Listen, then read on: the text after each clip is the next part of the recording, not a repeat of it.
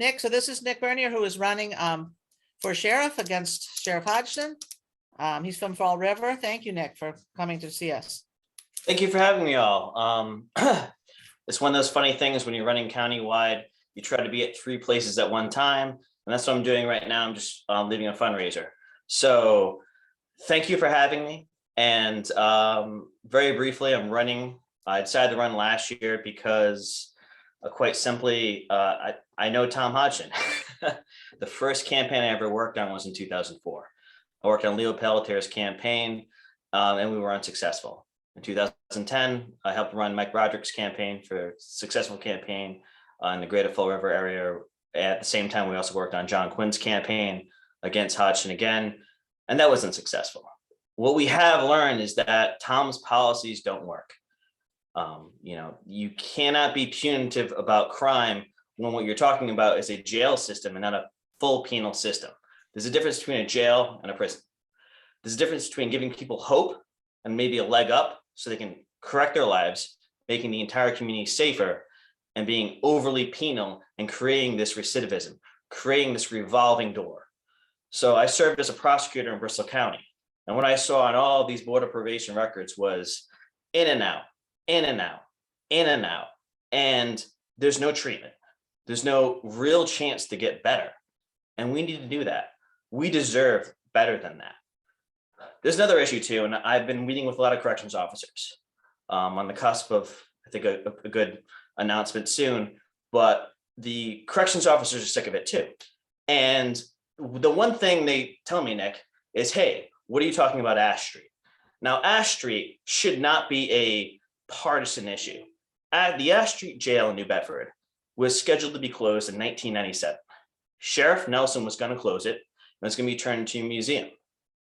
When Tom Hodgson was appointed by Governor Weld, then he said he was tough on crime and we're going to keep this outdated, antiquated jail open. And in my opinion, it's a money pit. It's a money pit and it's inhumane. You put the two together, what are we doing?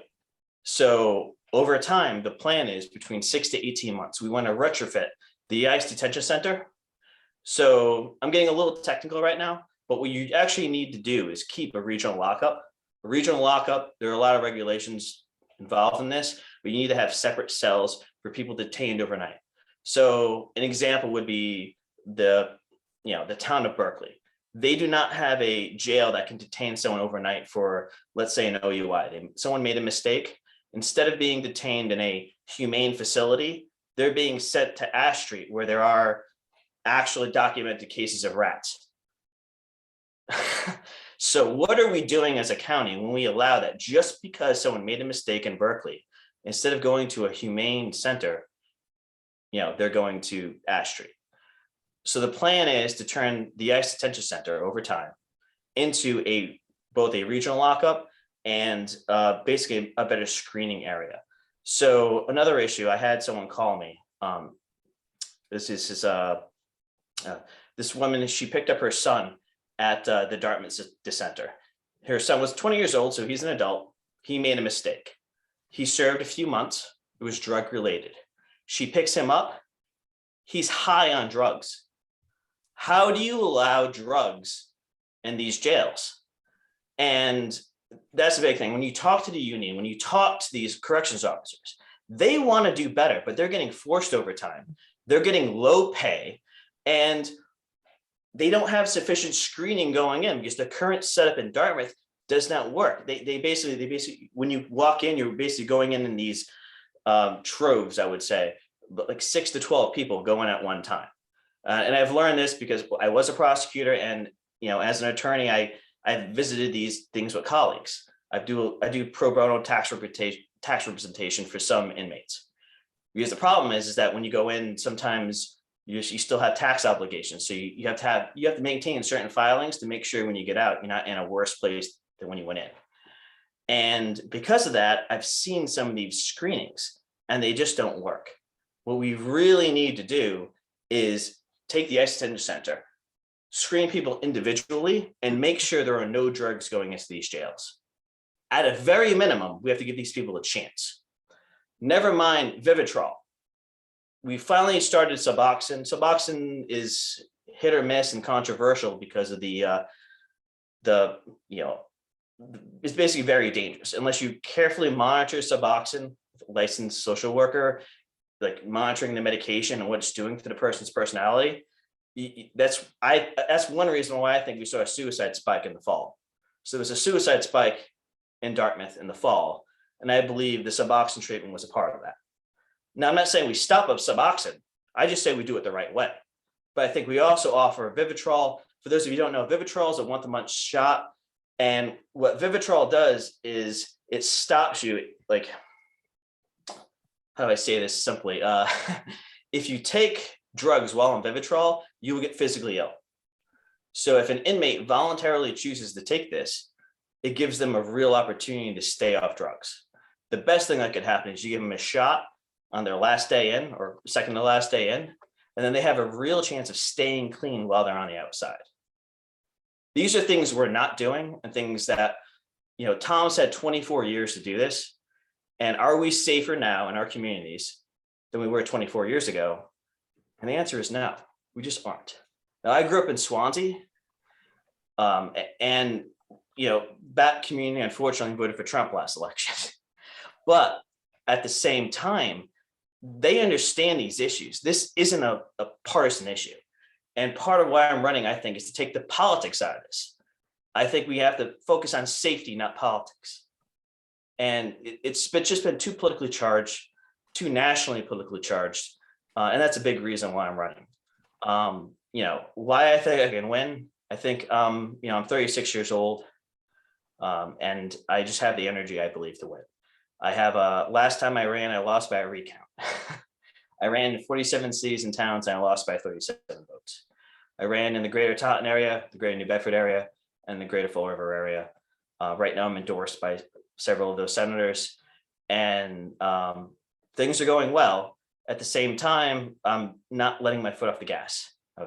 Senator Roddick's, I was just doing a fundraiser with him in Fall River. I'm doing an event in Norton tomorrow. And the goal is just to be around the district. The beauty of it this time is I run my own law firm. I was blessed to have won a couple of big cases. So my deal with my partner is I work about 4 hours in the morning, and then the rest of the day I campaign. And that's what I have been doing, and that's what I will continue to do. So with that, I open any questions any of you have. Okay, do we have questions for Nick?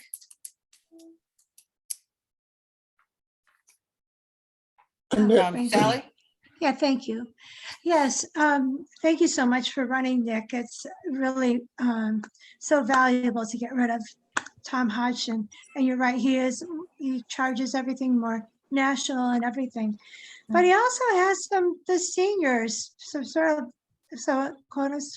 locked up as far as the votes by going to having programs in the senior centers and so on. Do you have any plans to do some outreach among the senior centers? Yes, a lot of them. I helped run Joe Ferreira's campaign for governor's council in 2014. 2 years after I lost by a recount, my wife was pregnant. So I had a choice of, be a dad or help run a campaign. So I helped run Joe's campaign. And that was one of our strategies. We really targeted senior centers. We did chow mein sandwiches. We did the little things that really mean a lot. It's all about the connection. It's all about those little moments, giving the time. I also think some of Tom's shtick is worn off. I think he doubled down too much on Trump, and he is not the same candidate he was in 2010. The last time he was challenged was in 2010, before he really went off the deep end. I mean, his policies were always bad, but then he just doubled down on bad. And I think this is the first time I think people, especially in the suburbs, are seeing, do we really want to be represented by someone like this? Yeah. But yeah, that's part of my plan. Part of my plan is really to target the suburbs starting in April, really. We'll be doing mailers in April, and basically strategic lawn signs when towns allow it. So some towns allow you to put up lawn signs really early because what the town bylaw will say, it'll say that you can put up 30 days before an election. So I'm double checking it with a couple of the clerks. So we'll be having sheriff lawn signs before town elections, and we'll see what Tom does. Okay, great. Joe, did you have a question? I do. I have a comment and a question. First of all, when you were exploring running for sheriff, I was very impressed that you went to people within the county. You didn't have to go anywhere. You didn't have to look for stars in the nation's capital. You talked to Bristol County people about representing Bristol County, and I'm very impressed with that. Although it should be a given, but I like that you did it that way, that you I are think showing. a big This is shift the- between okay. Tom and I too. Because Right. Tom's all about the national politics. Tom Hodgson's all about the border wall. Let's see inmates down to Mexico. Really, you need a sheriff that's going to be in Bristol County. You need a sheriff that cares about Bristol County issues. And there are some things that Tom did okay. Like the work crews actually work. If you talk to corrections officers, work crews are good as long as they're voluntary. It's at the end of the time. And they're getting basically like, it's kind of like good behavior pay at the end. And as long as you're doing it the right way, I'm not talking about the chain gangs he did at the early in his tenure. I'm Right. talking about the work crews he does now. That's okay as long as you're doing it the right way. And that's actually the things the seniors like. The people who will come and like fix up a senior center, do some painting because they happen to be a carpenter. Great. Reward them with a good lunch. Reward them with, time off. Reward them in that way. That way you basically what you want to do is help transition people back into society so that they feel like a human being again. And if they can help our seniors, if they can help everyone at the same time, well, that makes sense. These chain gangs, these other things they used to do before he got sued, don't work. And I think it's the focus. You can't say everything Tom ever did was bad. I think that's disingenuous. At the same time, there's a stark contrast. But it is Bristol County focused. And thank you, Joe. Nice. Okay, any other questions for Nick? I just have one question. This is Ron Green. I'm just wondering from a medical point of view, what do you have nurses or doctors who see the clients when they're there? So that's a big problem with the Suboxone program. So I was working with someone who used to be in the treatment program there. So he has one medical doctor that can actually prescribe Suboxone on. They can only work an 8-hour shift. And that person's in charge of 24 hours. Like it doesn't make, and I mean, frankly, I think he's out of regulation. I'm still pursuing that. We're doing a couple of records requests. It doesn't make any sense. So he's either violating the law or he's getting away with a loophole, but he's definitely not doing best practice. And I do think there's some liability there. But at the same time, I'd rather just fix it. You need to have treatment. You need people to have their medication. I had a close friend who passed away, and he made a mistake. He was bipolar, and he wasn't given his meds, and he passed away.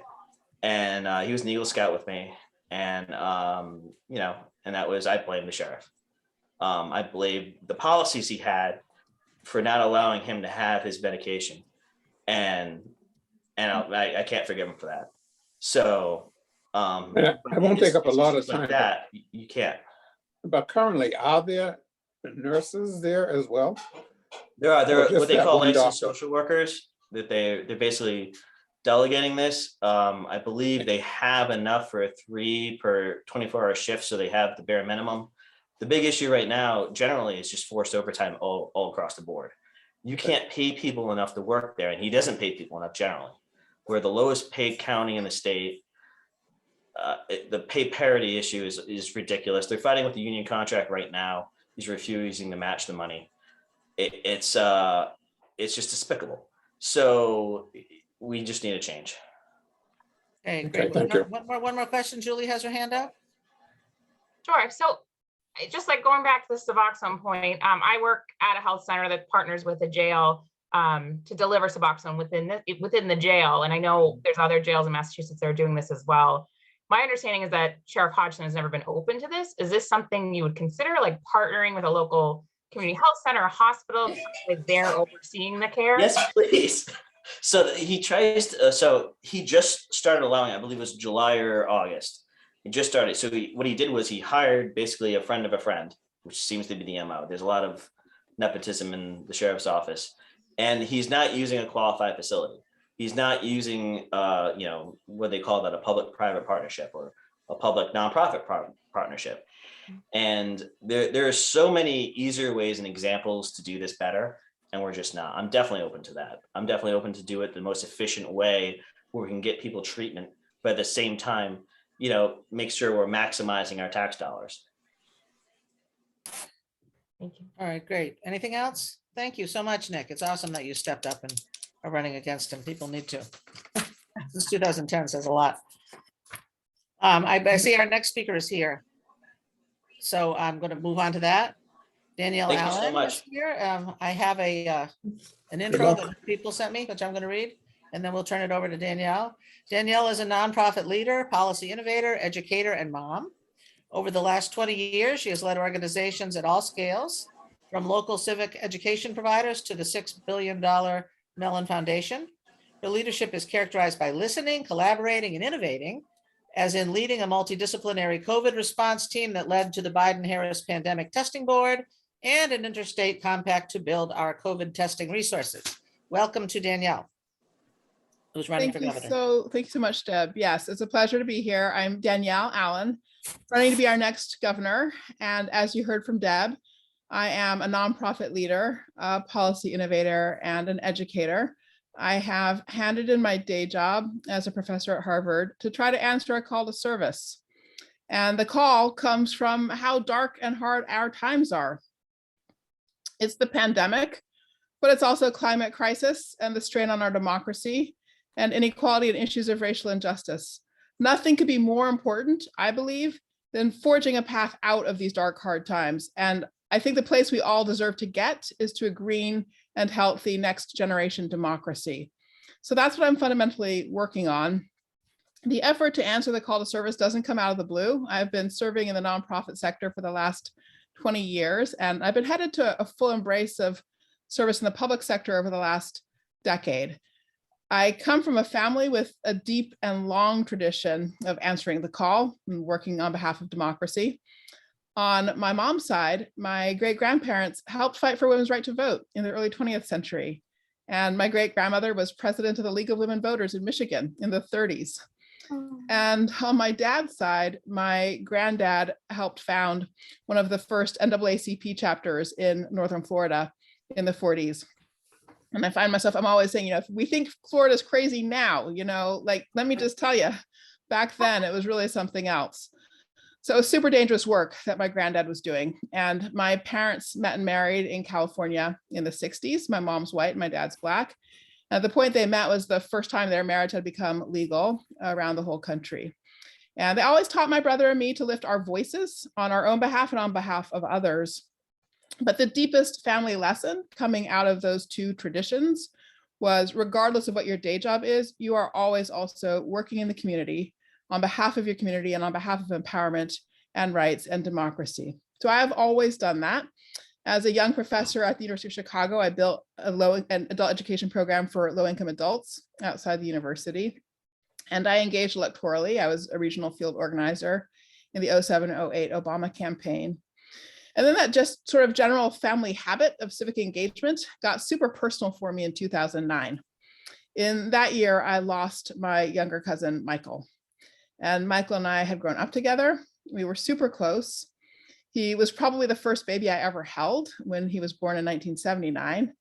I was a lonely kid in school that year. I was being bullied on the playground. And then my aunt delivered this sort of beautiful, ready-made new best friend. And he was a bright kid with a beautiful smile and a lively mind. He wanted to grow up to travel the world and learn French.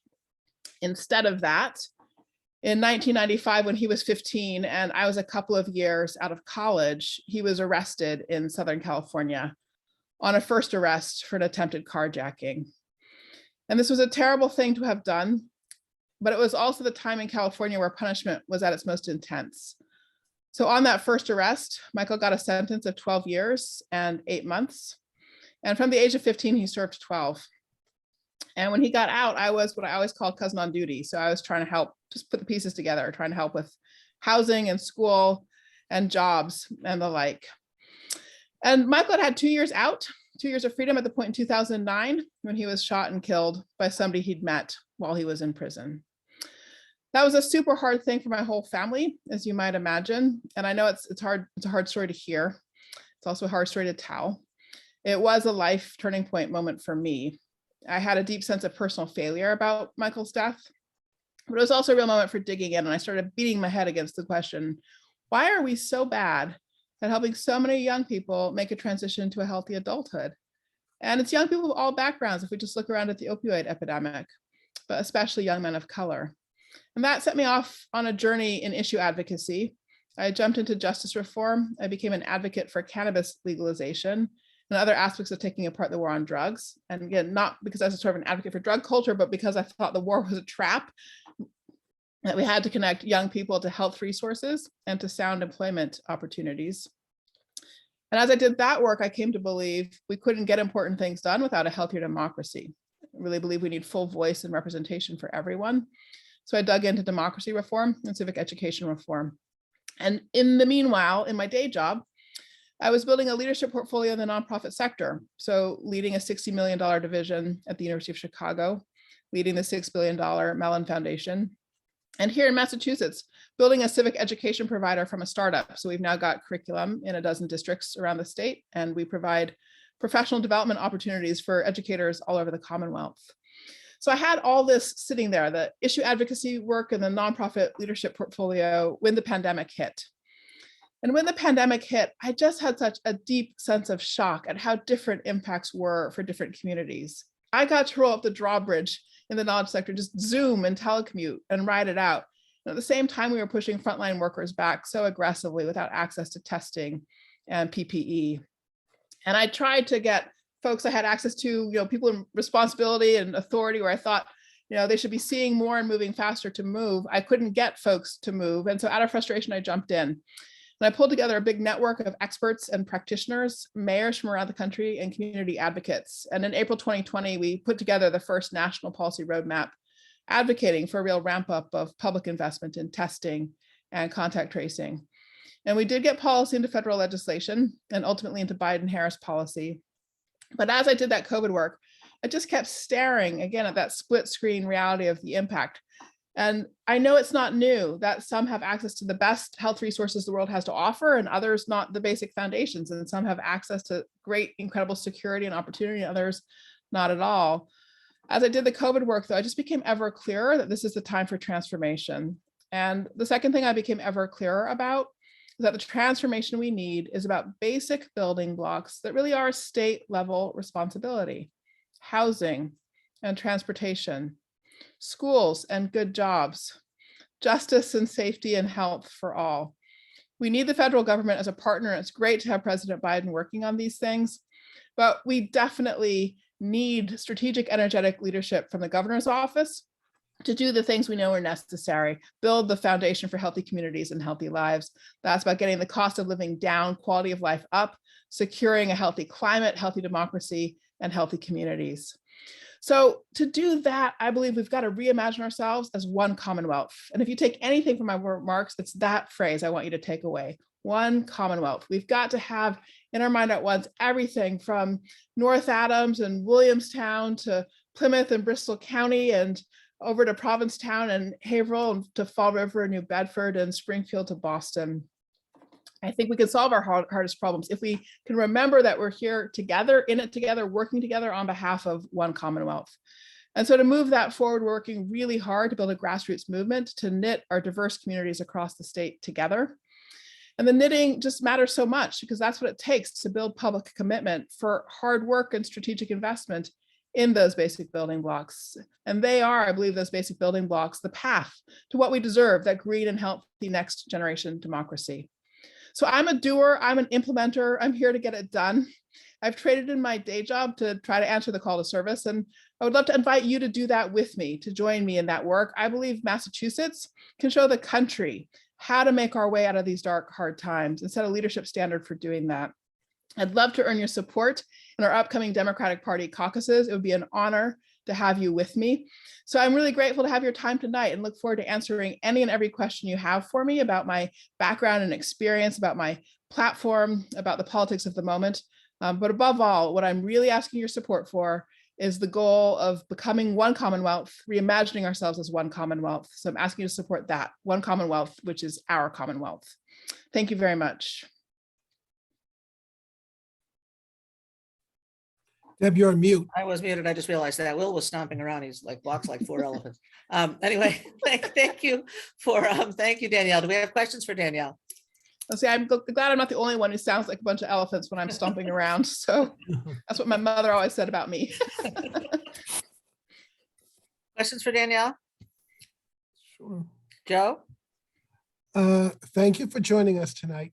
I was intrigued with, I'm going to get the name of it wrong. You released a democracy plan. last Democracy week. agenda. Yeah. Can you talk a little bit about that? Absolutely. So we do have a heck of a lot of challenges, right? And we could focus on housing, or we could focus on our climate challenges.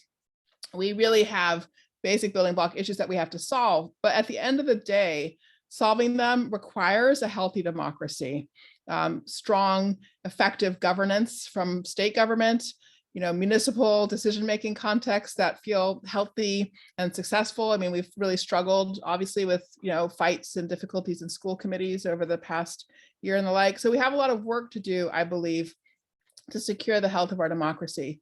So the democracy agenda focuses on some things that are familiar, like the need to focus on access to the vote. We brought in terrific improvements with the pandemic that have been allowed to lapse. So I think we do need same-day voting registration, for example, and mail-in voting and early voting and the like. And I think that we do need to extend those provisions that came in with the pandemic. But then there's some other parts of the agenda, well, I should say, the other familiar parts are things like campaign finance reform. I think it's time for Massachusetts to take the lead on really driving forward a 28th Amendment to undo the effect of Citizens United and get the bad impact of money out of our politics. And then there are other parts of the agenda that are less familiar. I think we really have to work on having a healthy information ecosystem so that people can make good decisions and have a sense of confidence that they're getting good information from the government. So I would commit the executive branch to living by the same Public Record Act standards that we ask all municipalities to live by. So that would be a key element for accountability and transparency from the governor's office and the executive branch. And I also am recommending a set of policies to support rebuilding an ecosystem of local journalism. So different kinds of tax credits to support that. Also taxing social media companies for their revenue on targeted ads so that revenue could flow into supporting an ecosystem of healthy local journalism. Okay, nice. Other questions? Oh, Antonia has her hand up. Hi, Danielle, thanks so much for sharing your platform with us. I'm just curious, as part of your introduction, COVID was mentioned. And so I'm curious what you would do differently in your administration regarding the response to the pandemic.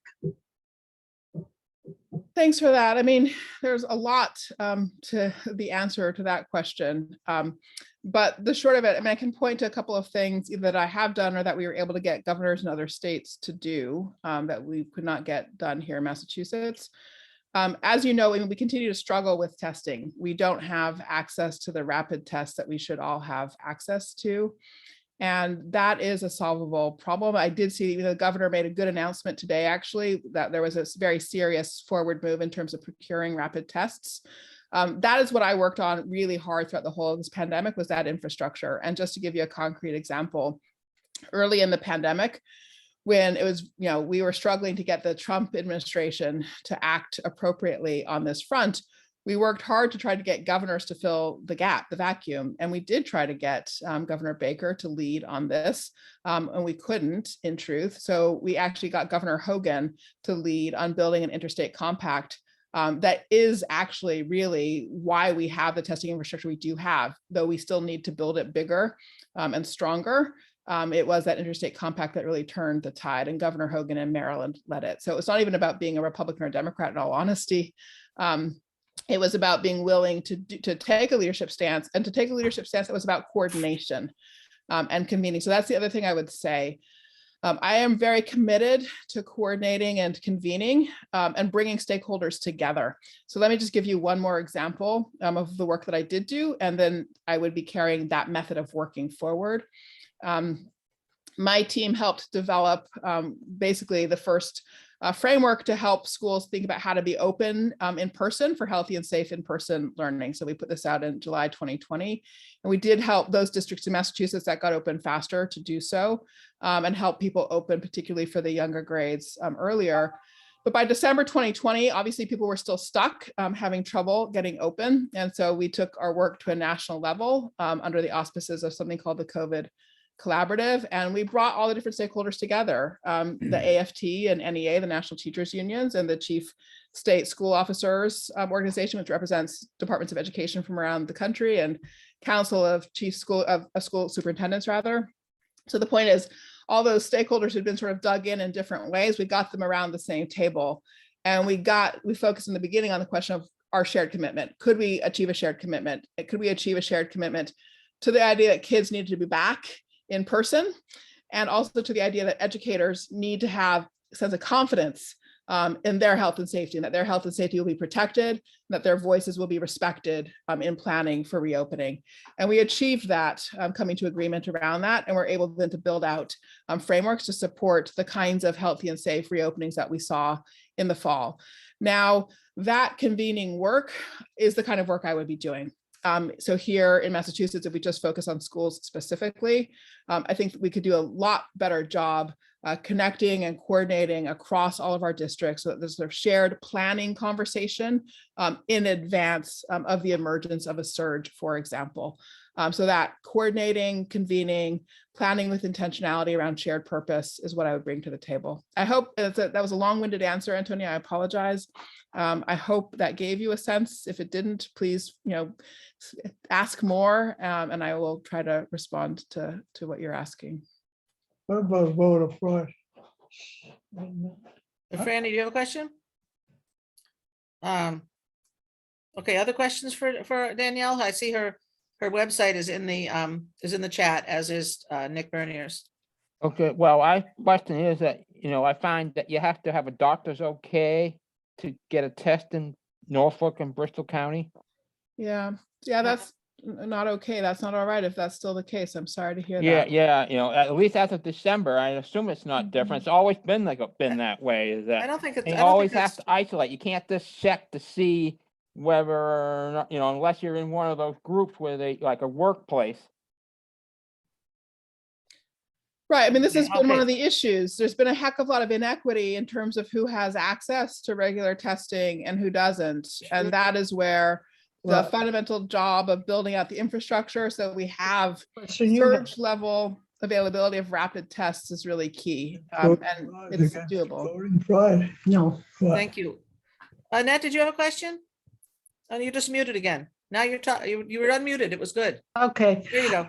All right. I thank you for coming, and your work has been very impressive up to this point. And what I would like to ask is, have you run for elective office before at all, or worked in a city or town on an appointed committee? I have not run for elective office previously.